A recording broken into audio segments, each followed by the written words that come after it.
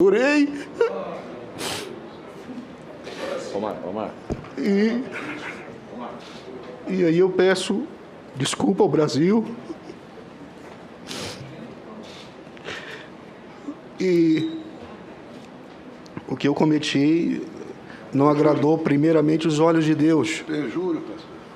Fala, seus mal diagramados. Primeira semana do mês de agosto ficou marcada principalmente pelo retorno da CPI da Covid no Senado e as intensas e caóticas discussões entre governistas e o Tribunal Superior Eleitoral a respeito de voto impresso e supostas fraudes nas urnas eletrônicas. Jair Bolsonaro e os milicos consumidores convictos de Calcitran e Cialis dobraram a aposta contra o sistema eleitoral, foram cobrar posicionamento de Gilmar Mendes a respeito do tema e chegaram até a tirar Luiz Roberto Barroso do sério com essa nova mamadeira de piroca. Em contrapartida, e como meio de dar uma indireta para esses incapazes que nos governam, Alexandre de Moraes incluiu o presidente nas investigações do STF no inquérito das fake news.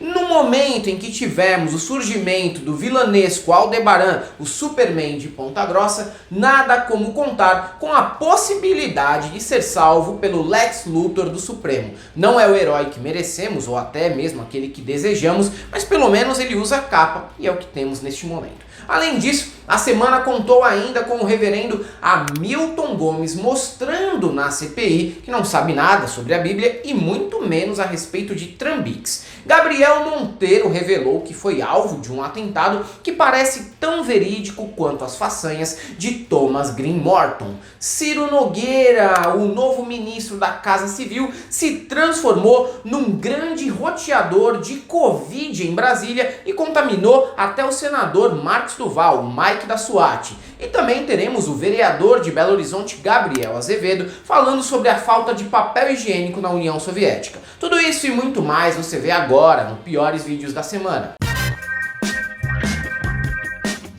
O excrementíssimo sabe que as chances de vencer as eleições em 2022 são remotas. Com a economia baseada na negociação de vacinas que não existem e criação de ONGs de ajuda humanitária que não realizam nenhuma ação que possa ser comprovada, ele deve chegar em 2022 disputando votos para ir ao segundo turno com Suzane von Richthofen, Goleiro Bruno ou Guilherme de Pádua, sujeitos que se assemelham ao presidente em delinquência e que com certeza já devem estar no radar do PSL e dos eleitores arrependidos como nomes fortes para a terceira via. Ciente disso, Jair e os milicos se antecipam no golpismo e já deixam no ar que não pretendem passar a faixa para Lula, que tem chance de levar o próximo pleito até mesmo no primeiro turno, algo que não ocorre desde 1994.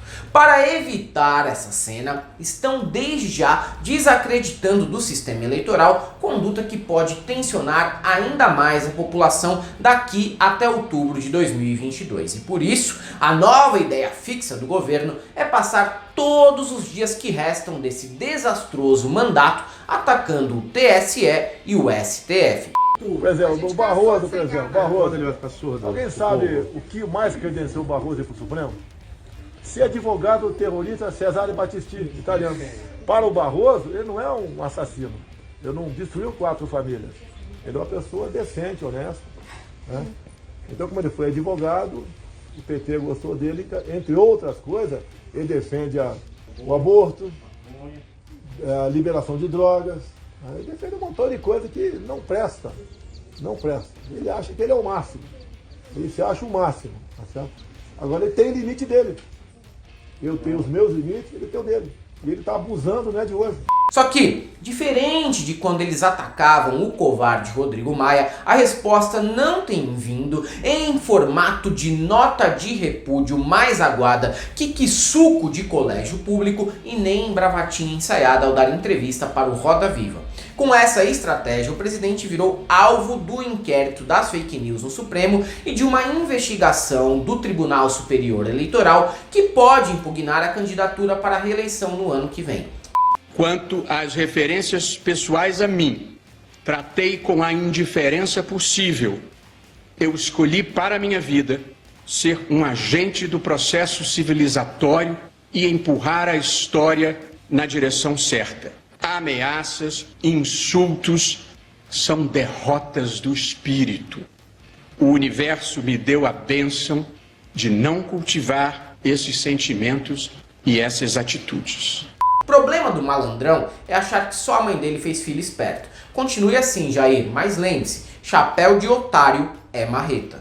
Como o eleitorado que vive de bico, subemprego e autoexploração em aplicativos já pensa em votar em outro candidato no ano que vem, Bolsonaro agora precisa se concentrar em agradar apenas os ricaços brasileiros. Não que ele já não fizesse isso desde 2019, mas a partir desta fase da vida não precisa mais fingir humildade ao comer churrasco de gato na Ceilândia e poder até contrair uma E. coli só para agradar o gado mais falido. Que para ele também é algo ótimo, já que evita novos problemas intestinais. E assim, nesta semana, mais uma vez, o presidente recusou a taxar os mais ricos. O motivo é o mesmo apontado até pelo Lula. Isso causaria uma fuga de capitais do Brasil. Cá entre nós, isso é chantagem purinha de político que se contenta em ser refém do sistema econômico.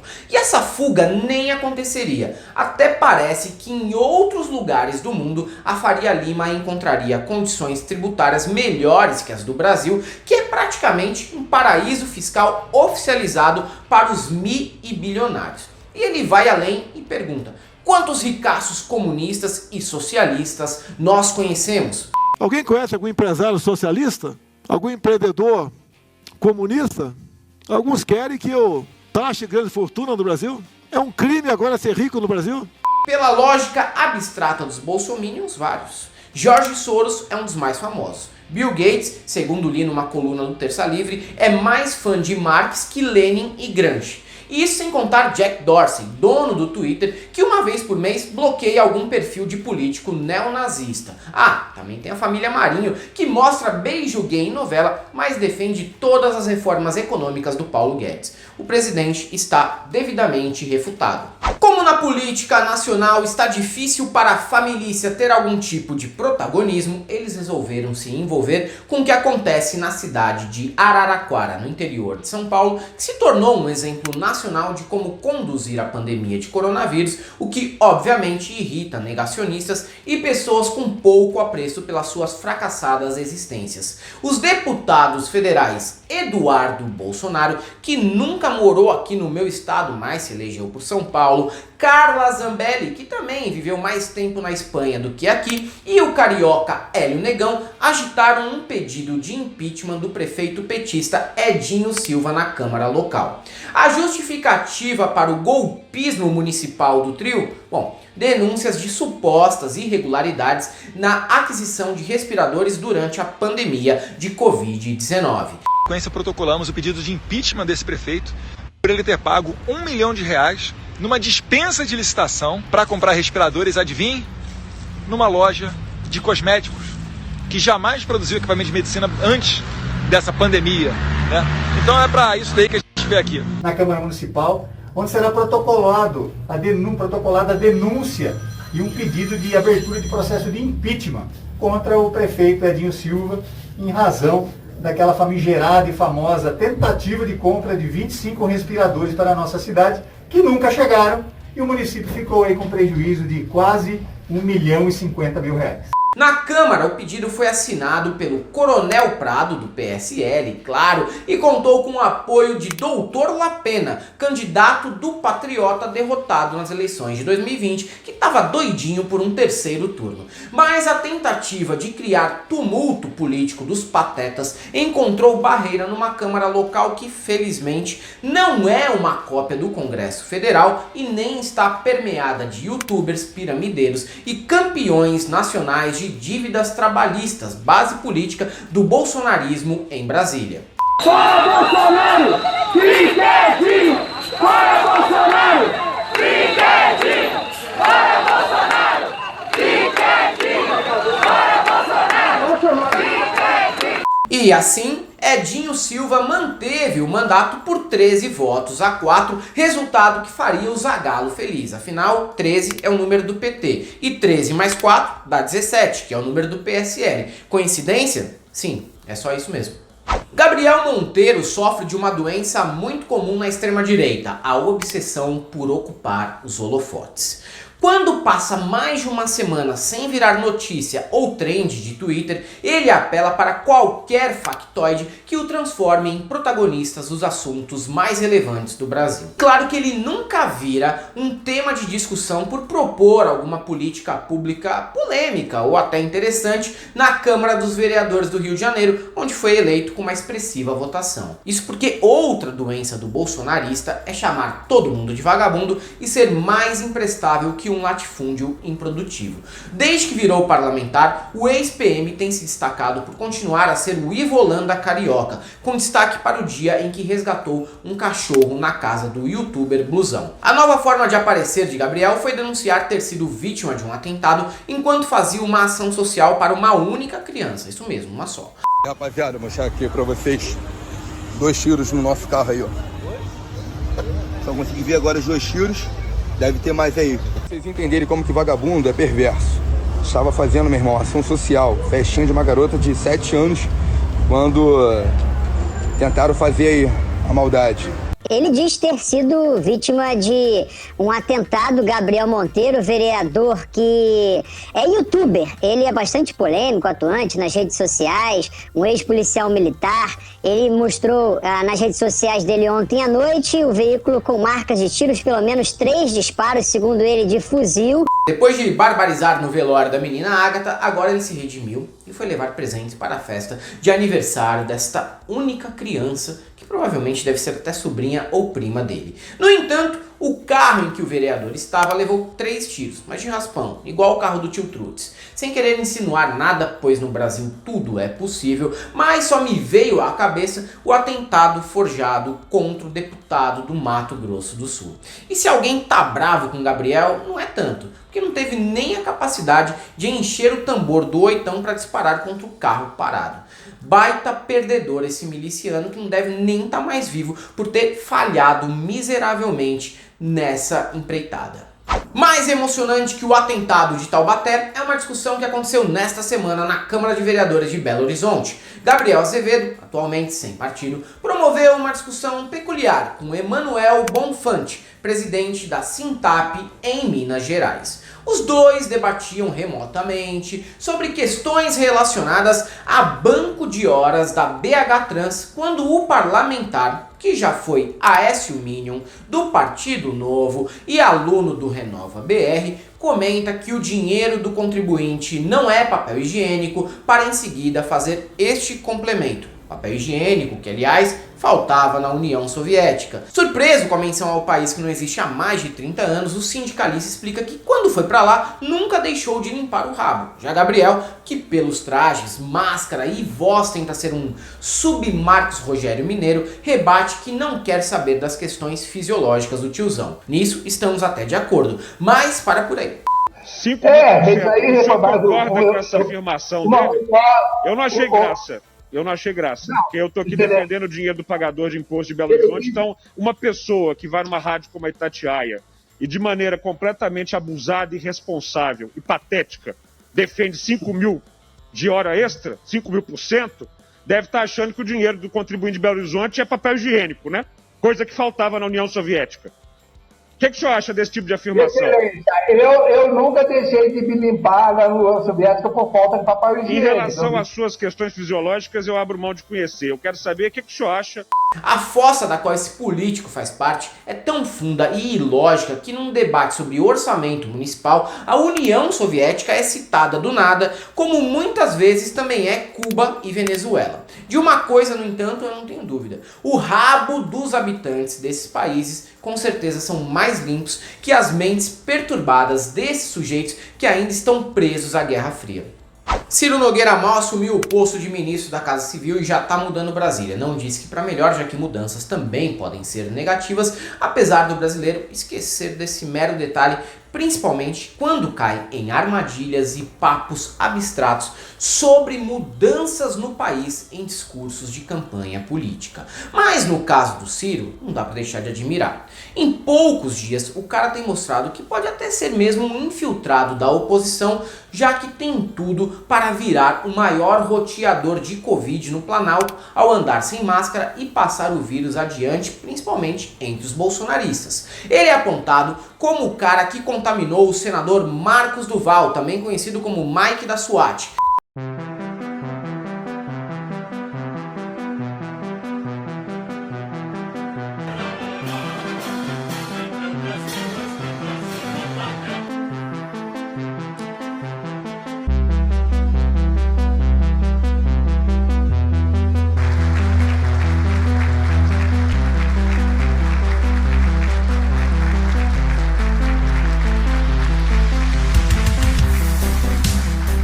Além do político capixaba que se infectou pela segunda vez e está lá chorando e criticando as vacinas no Twitter, Ciro ainda cumprimentou sem máscara os presidentes da Câmara e do Senado. Mas não é só para passar o corona adiante que o piauiense tem um enorme talento. Além disso, Ciro também já mudou a questão estética do governo. Eu explico.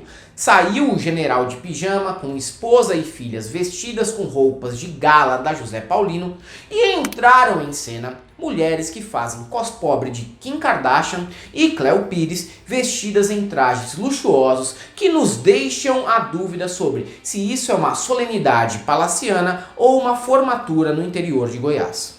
A comissão parlamentar é no Senado, mas não é a primeira vez que um deputado federal tenta tumultuar os trabalhos. Carla Zambelli mesmo já invadiu uma das sessões para fiscalizar 3 assuntos nos quais ela é especialista: defender o presidente, verificar se os banheiros estavam limpos e aproveitar para engraxar as botas dos militares presentes no recinto. Dessa vez, no entanto, quem invadiu foi Reynolds Stefanes Jr., do PSD do Paraná. O parlamentar entrou no recinto enquanto o coronel Marcelo Blanco era ouvido pelos senadores. A aparição dele, sem justificativa, é um retrato claro do momento atual do governo. Puro desespero. Ainda mais quando o rumo das apurações desvendam que existia um patético esquema de milicos que queriam ganhar muita grana e mudar de vida negociando vacinas com o Dominguete. As melhores partes da cena estão quando Randolph pede para a polícia parlamentar autuar o deputado e no momento em que Renan Calheiros simula desconhecer a pessoa e pede para ele se identificar. Deputado, algum problema? Vossa Excelência aqui gravou um vídeo se referindo à CPI. O problema é que Vossa Excelência praticou ainda há pouco um ato de desacato a essa comissão.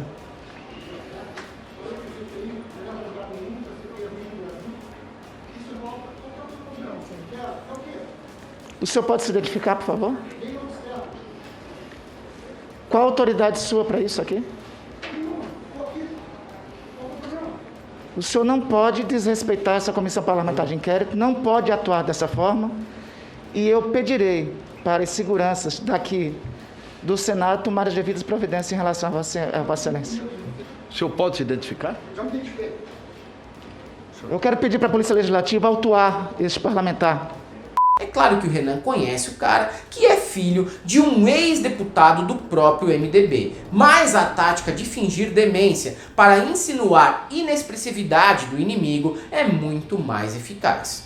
Sabe uma abordagem muito boa para destruir papinho furado de evangélico? Peça para ele citar um salmo ou versículo bíblico. A pessoa derrete na sua frente, mas não consegue jamais lembrar espontaneamente o texto, por menor ou mais popular que seja.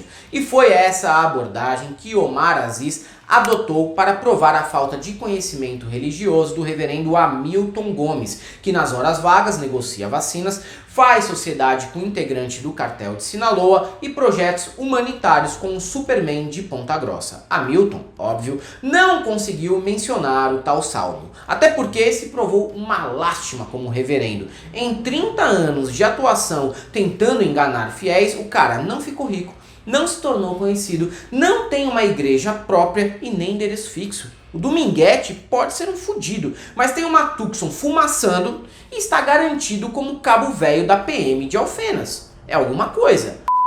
Senhor reverendo, o senhor conhece o Salmo 101, versículo 7? Salmo 101? Versículo 7. Precisa. Eu vou ler aqui para o senhor. Por favor. Por favor, porque como pastor, o senhor conhece bem a Bíblia. O Salmo 101, versículo 7 diz: quem pratica fraude não habitará no meu santuário. O mentiroso não permanecerá na minha presença.